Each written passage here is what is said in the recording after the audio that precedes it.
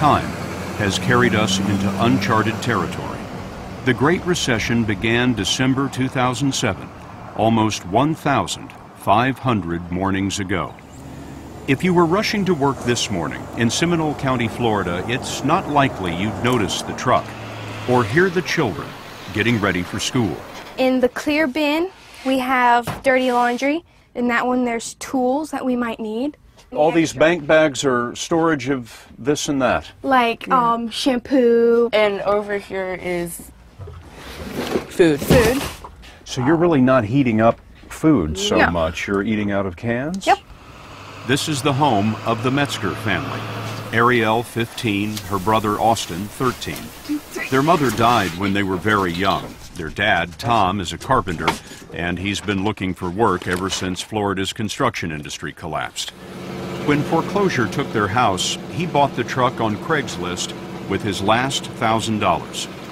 Tom's a little camera shy, thought we ought to talk to the kids, and it didn't take long to see why. How long have you been living in this truck? About 5 months. What's that like? It's an adventure. Yeah, that's how we see it. When kids at school ask you where you live, what do you tell them? When they see the truck, they ask me if I live in it, and when I hesitate, they kind of realize.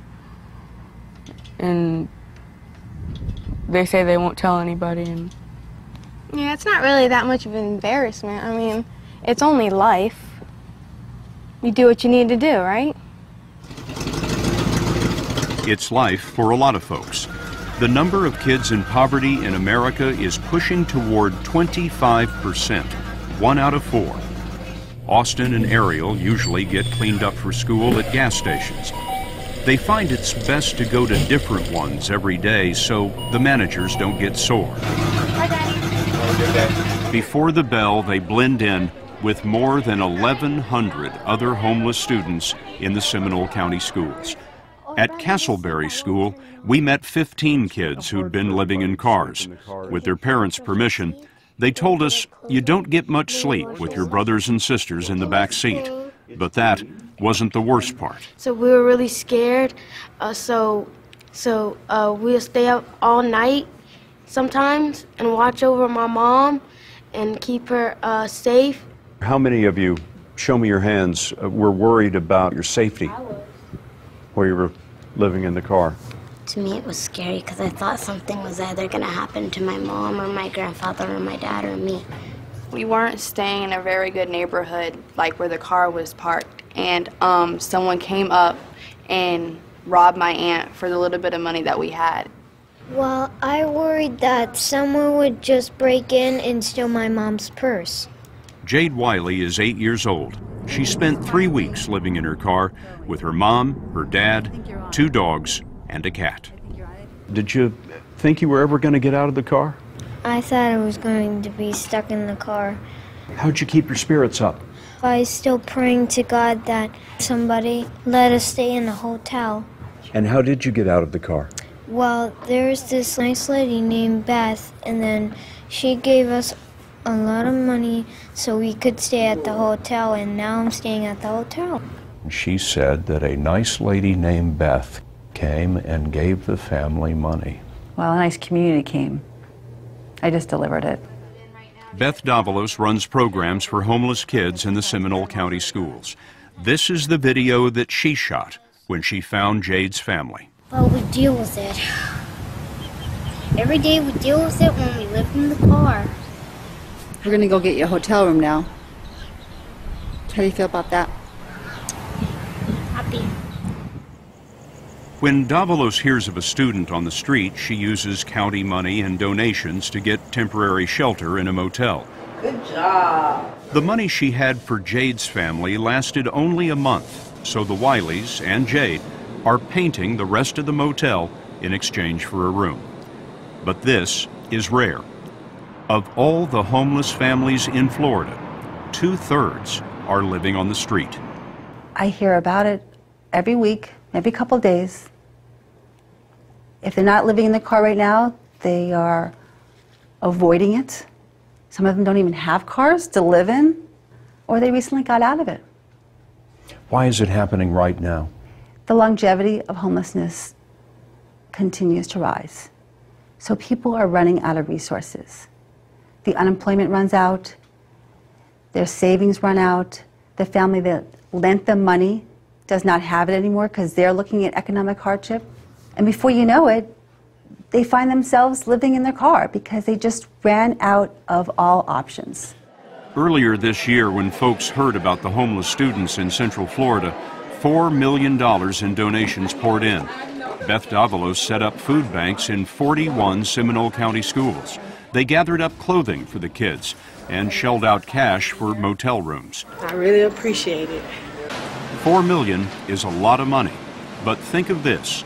Of all the families without shelter in America, 1/3 are in Florida. At Castleberry School, we sat down with the Coates family. Instead of 3 meals a day, we ended up doing 2 meals a day. And then there was this one day where we didn't have any more money, and that's how we ended up in the car. Last year, the Coates left Washington, D.C. for a new life in Florida, but the jobs dried up. When the savings went, Victoria and D'Angelo learned how to be homeless. They found out there's a checklist for living in a car. You want security, lighting, a place where you might be welcome, or at least a place busy enough to hide in. Walmart lots can be good, it depends on the manager. YMCAs mostly look the other way. D'Angelo settled outside a hospital emergency room. And we knew that through being there, we could at least brush our teeth in the morning, go to the bathroom if we need to in the middle of the night. And I'm sitting on a cooler in between our vehicle and another vehicle, just to make sure they're okay. Standing guard all night. Yep. D'Angelo, what does a man think about sitting on a cooler all night with his family in the car next to him? At that moment, I guess I feel less than a dad, I guess I can say, or as a husband, because I'm not able to provide for my family. Going into that car really did something to me. I felt helpless. I felt like I couldn't help my children. I am willing to bet that the whole time you were in the car, you didn't cry once, did you? Mm-hmm. Not in front of these guys.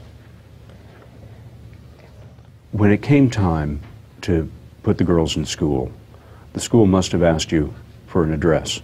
That, okay, well, you have these boxes to choose, and you had one that said shelter.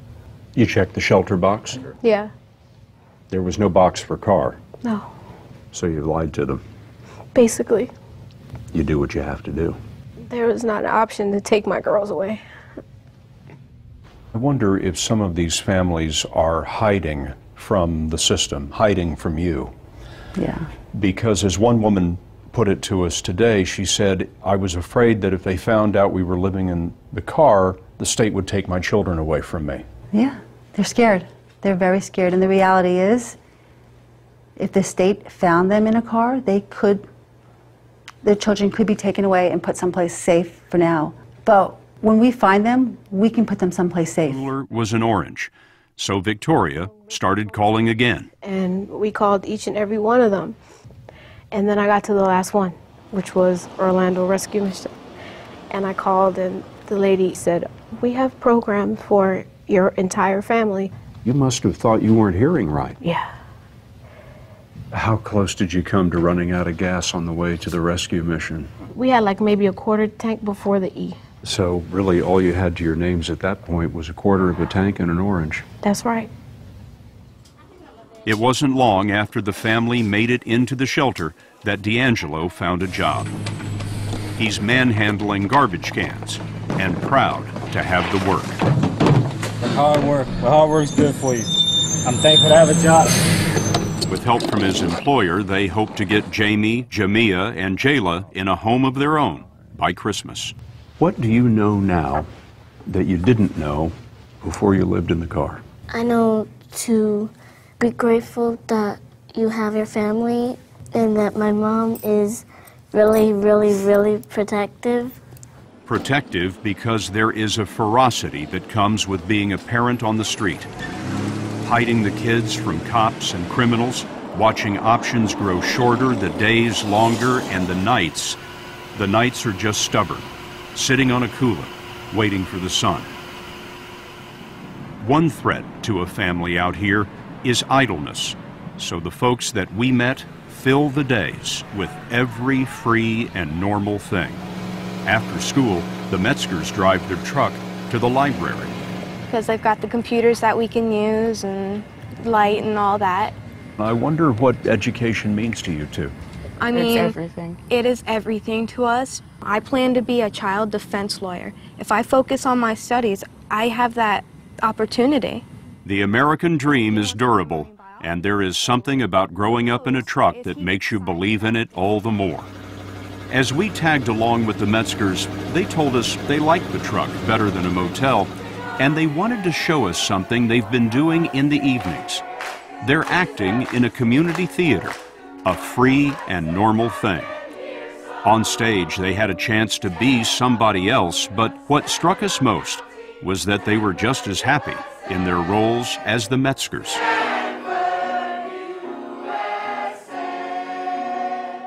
Before the truck.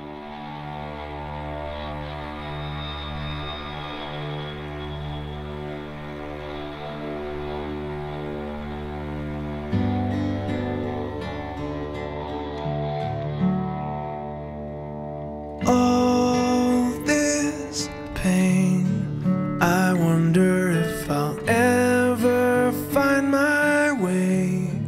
I wonder if my life could really change at all.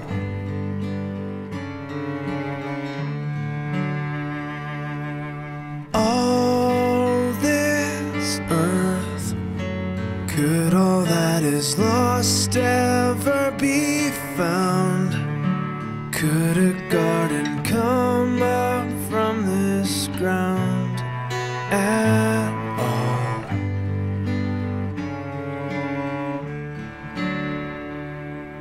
You make beautiful things, you make beautiful things out of the dust.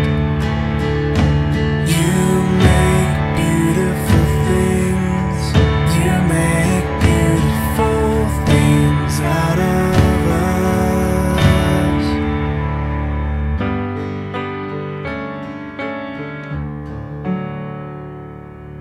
All around, hope is spring.